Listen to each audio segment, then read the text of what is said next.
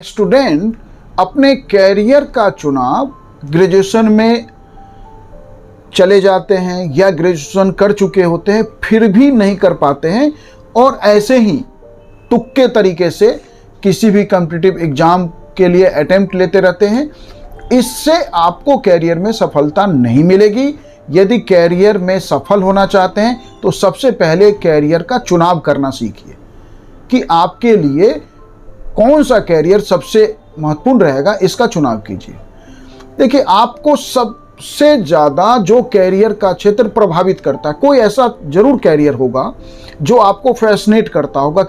माने जिस सेवा के लोगों को देख के आपको अंदर से कोई आवाज़ आती है, ऐसे कैरियर का एक क्रोनोलॉजी, एक क्रम बना लीजिए और उस क्रम को अब आप अपने स्ट्रेंथ के साथ, अपने स्ट्रेंथ को आइडेंटिफाई करने की कोशिश कीजिए कि आप उस कैरियर के लिए क्या रिक्वायरमेंट है और क्या आपका स्ट्रेंथ उस कैरियर ऑप्शन के साथ मेल खा रहा है। इसका एक पेपर पे क्रम बनाना है स्ट्रेंथ के साथ, उसको कहते हैं ना मैच करना।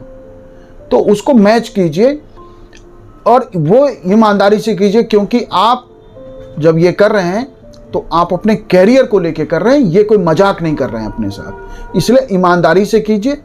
और जो कैरियर आपको सबसे ज़्यादा प्रभावित कर रहा है, अब आपको ये भी देखना है कि क्या वह रेशनल और लॉजिकल भी होना चाहिए।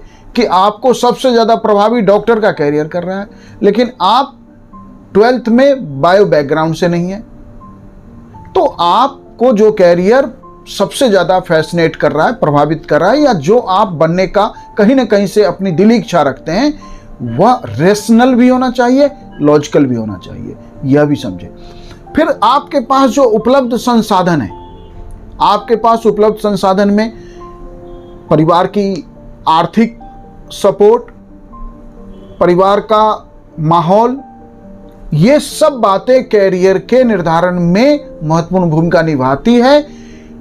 जिन लोगों के कैरियर में ये महत्वपूर्ण भूमिका नहीं निभाती, वो जो कहते हैं ना, जो बॉर्न टैलेंटेड लोग होते हैं, जो जन्म ही लेते हैं कुछ खास के लिए, उन्हें कॉपी नहीं करिए। आप सामान्य लोगों को सामान्य परिस्थितियों में ही सफल होना होता है।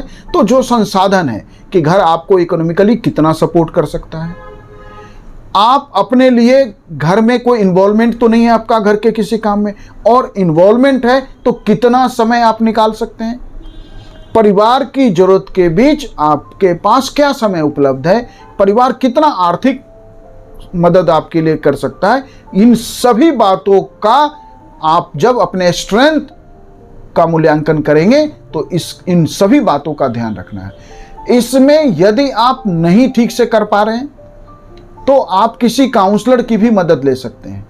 इसमें मैं भी आपकी मदद कर सकता हूं, और फ्री, कोई चार्ज नहीं, लेकिन उसके लिए आप अपॉइंटमेंट जो है लेके फ्री काउंसलिंग मेरे से भी ले सकते हैं।